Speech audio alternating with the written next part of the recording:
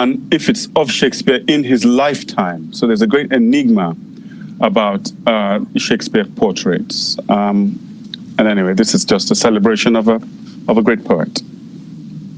A Shakespeare portrait. You, whose mind awakens endless generations, why is your true face so unknown and unknowable? As if you wish to conceal your form, that you may reveal that which flows from your soul to ours, through the inconstancy of words, which bring forth from changing times immortal truths, so that justice in secret may prevail. A balancing hand runs through civilizations. Something mysterious ebbs and flows in the sea of lives. You show the grace of the sea in your hidden face. But with your dreams, we all stand as one dreamer in the tempest and the dust. To know your work is not to guess your face. To see your face is not to imagine your work. Your work is a world. Your face, a mask behind which the unknown master smiles. So true. It's absolutely true. Yeah, I never thought of it like that, because we know Shakespeare's work so well, but what he was like and what he looked like. Like you were mentioning that in the gallery, his portrait is there, but you're not sure whether that's really him or not. Nobody knows. Nobody knows. Yeah. But the portrait of the National Gallery is a very mysterious. It's a very mysterious. Yes. It's a very mysterious portrait because it looks like a mask, and I think that's somehow appropriate, because Shakespeare himself is a great mystery. We don't know who he really is, and in fact, many people contend that they're not sure that the Shakespeare that we know in history is the Shakespeare who wrote the plays and the poems. So there's a lot of enigma, a lot of paradox, a lot of mystery around this great creative figure. And what a contrast it is to today's time of social media, where anyone who writes books or anyone who's creative or anyone who is a celebrity, there's so much known about them. I mean, their faces are everywhere, and there are people doing Instagram and stuff like that. So, I mean, their work might be minuscule, but their presence, their social media presence is humongous. So Exactly. what a contrast from the past, like brilliant, geniuses like Shakespeare, when these things didn't matter to them, So absolutely. The only thing that mattered to them, to them was the quality of the work. Absolutely. Yes. Yes. And even we have people in the past, like philosophers like Aristotle and Socrates, where we're not sure whether the pictures that have come down from the past, whether that's really them or not, or whether their works, they didn't even write their works, they were written by their pupils and they've come down to us through history. So it's just very interesting to see the difference in the ages, today's age and the age of the past. Absolutely. If you don't mind, in certain things, I favor the age of the past. Yes, same here. In certain things. Yes. But in freedoms, I favor the age of the present. I think we're freer now than we were in Shakespeare's time or in Aristotle's time. Absolutely. It was a more autocratic age. So, Ben, on to your next work. Which one are you reading from now? Oh well, I have so many poems there. I could just go on reading, but I'm gonna do a change of tone and mood, and I'm going to read a poem still with a fire in my head. You really should get this book. It's crowded with poems that I've been compressing and working on for many years. Many of my most political poems are in here. But now I'm going to read a poem called Decolonization. You would think that a strange title for a poem, but it's called Decolonization from Fanon. And it's a kind of a response to the work of Frantz Fanon. It never takes place unnoticed. like a blade before your eyes. It transforms those crushed with their nothingness into central performers under the floodlight of history's blood-like gaze. A new rhythm by due men brought, a language new minted from the old earth, a humanity remade by vaporizing chains and the brutal alembic of oppression. It's the way new beings are forged into fire and rage, distilled into clear dawn. But nothing supernatural presides over this renewal. No deities or heroes or famed individuals. The new becomes being the same way it became free. Very nice. I noticed, Ben, that you write a lot about injustice and a lot about man's oppression to man. And I wanted to ask you a question about this because I read an interview of yours or a profile of yours in which it said that the first article that you wrote was because you had seen eviction of some people by the landlord in Nigeria, was it, where you were? And you wrote an article about it and sent it in. And that's when it got published and you realized, you enjoyed writing and you felt that injustice really drives you to write more and more. Is that correct? Yes, it's one of the things. But don't forget, this is a very political book of poems. In my other book of poems, something like Wild, yes. This is more an aesthetic book of poems. This is more about beauty and change and myth. Or in an earlier book of poems, something like an African elegy. Again, that's a volume about politics and love. But I'm going to read something different, just because of what you've said. I'm going to read a more intimate poem.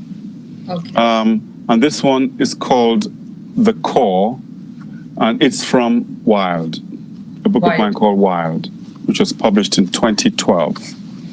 It generally takes me about 6, 7, 8 years between volumes of poems. It takes that long to gather them and to distill them. This is called The Core. I looked so much I could not see, and in everything I looked at, only saw me. The sky isn't really blue, Leaves of grass are not really green. I want to drink in all the beauty in the world, especially the things not seen. Many of the stars I see are not really there. Waves of light move in a way not entirely clear. I watch the birds till I stop thinking about flight. I gaze at the river till I am lost in light. What was I afraid of? Always hiding my eyes. I've got to face my truth and my lies. I've got to stop wanting to be in control. Being at peace is a much better goal. I'm just learning what eyes are for. To see with the heart, see right to the core. Actually, this poem of yours I read before and I've found it so impactful, and it's so true because we don't really, we are a matter of our perceptions, are we not? Our perception and our environment and our upbringing, our values, our religion, it all colors the way we look at life. So there are many things. For example, if you've been sick, you've been in hospital and you come out and you see the world. This happened to me. I was very sick in hospital with drips and everything. And when I came out after 3 days, I looked at the world around me. It looked so colorful and so green and beautiful. And I never looked at it that way before. Yes. I appreciate it so much. So I think this is what you're saying in this poem, that we need to look at the world for what it really is. Sometimes we don't even see the colors or we don't even see people. we look, because maybe we've just been colored by a perception. So I like this when you say I've got to face my truth. This is something which is a very powerful thing. And my lies. You have to mention both sides of it. Absolutely. You have to mention both sides of it. So when you say my lies, define what you mean by my lies. Oh, I mean, a great portion of a great portion of how we live is soaked in our personal lies. They're not big lies like lying about something terrible. They're the quiet everyday lies of not seeing what you're seeing, of not being true to yourself, inside yourself, about what you really feel, censoring your clarity, deceiving yourself about yourself. There are many kinds of lies that we constantly live by. It's like a constant anti-melody in our being. And I think true maturity and true self-development and true self-confrontation, self-transformation has to do with, as it were, dissolving these lies with the light of one's truth. But it's very difficult. It's a journey of a lifetime, just doing that. But till we face the fact that we actually also live in lies, and that we actually have lies going on inside our heads. Not terrible lies, but just lies about our truth, lies about our emotions, lies about what we genuinely feel. Till we do that, I think we'll remain prisoners of our own darkness. So it's like living in denial, right? Yes. Denial is a kind of quiet lie that we constantly tell ourselves. Yes. And as I say, it is time for us to get comfortable with being uncomfortable. So when you face up to your lies and you look at the world as it really is, it is an uncomfortable sensation because we are not used to it, but it is something that we need to do in order to see the world properly and in order to be true to ourselves. Absolutely. Okay, I understand what you're saying. But that poem started because a poem starts with one thing and becomes something else. It started because I went through a period in which I went around in dark glasses. And I used to look at other people going around in dark glasses. And one day I just took my dark glasses off. And I thought, why am I doing this? Why am I shading my eyes? Why am I covering my eyes from the world? Why am I hiding my eyes? And then I realized when I wrote the poem that actually we're always hiding our eyes, even without dark glasses. We have secret dark glasses over our eyes. Like rose-tinted spectacles, like they say. It's time to take that off. So after that, what do we have next coming from you? Well, I think I'm going to go back because I sense the time is drifting away from us. I'm going to go back to a fire in my head. Okay. And I'm going to read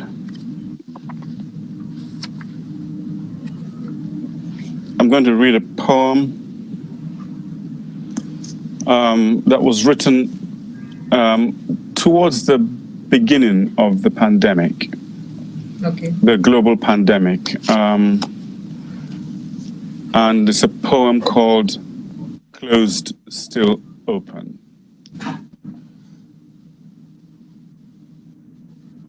How do we improvise in these difficult times? How to keep our art and spirit alive?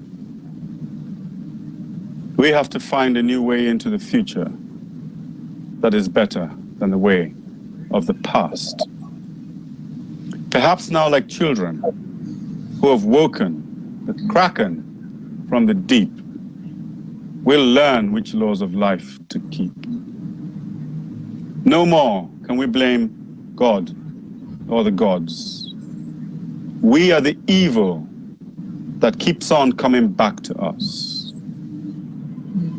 It's time to re-examine our histories, find a new road to the future, get back to the balance we've lost, or we're on the path to dust.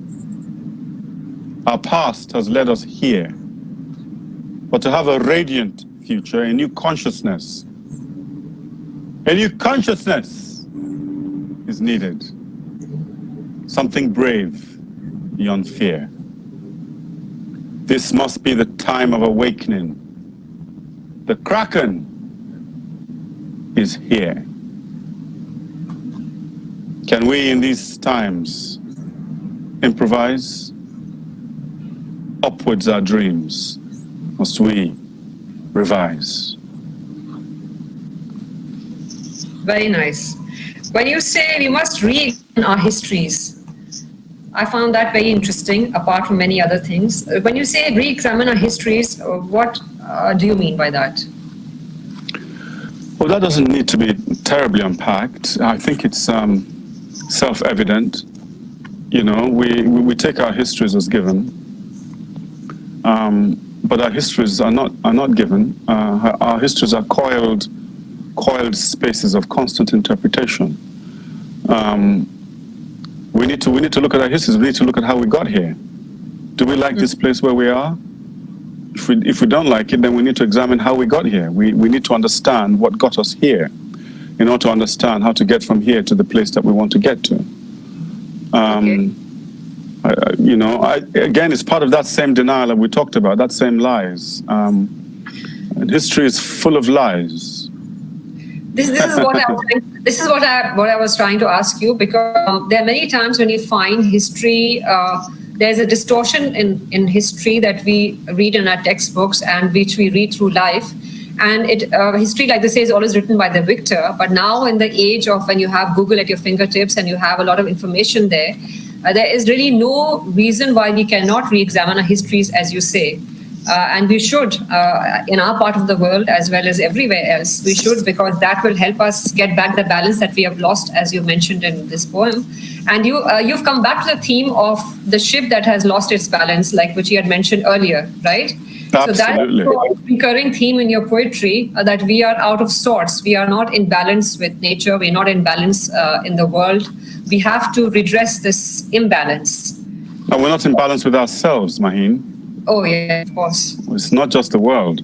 In fact, we're not in balance in the world because we're not in balance with ourselves.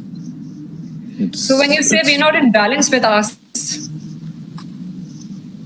can you just elaborate on that for my own improvement? Well,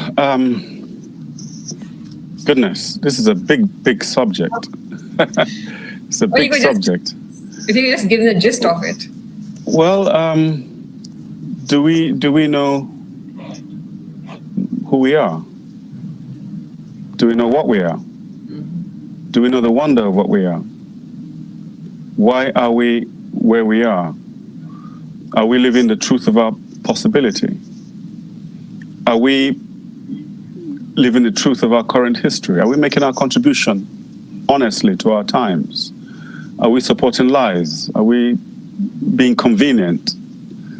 Are we looking at the world and its hunger, its poverty, and seeing it and doing something about it? Are we closing the door on the truth of pain?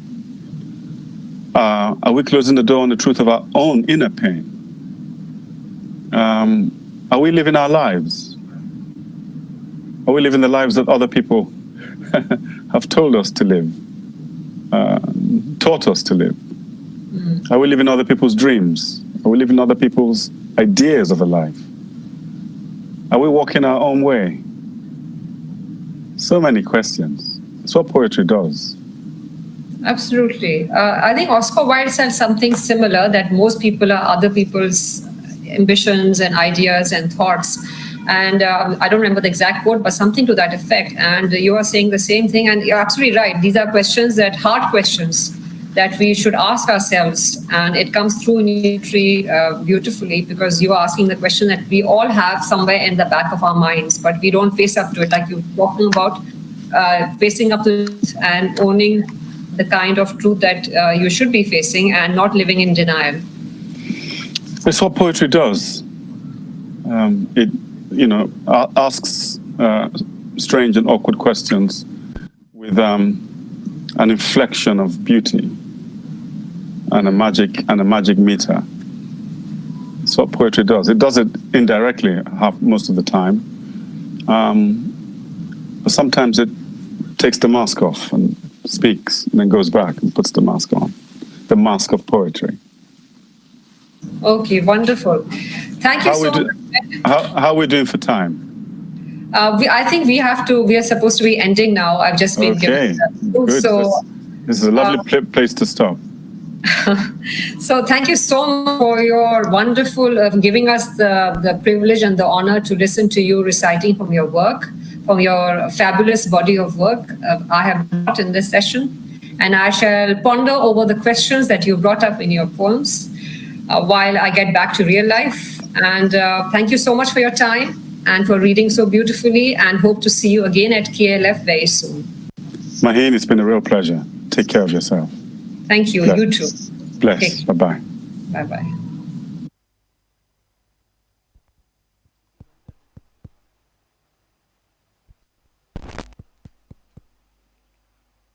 Hello.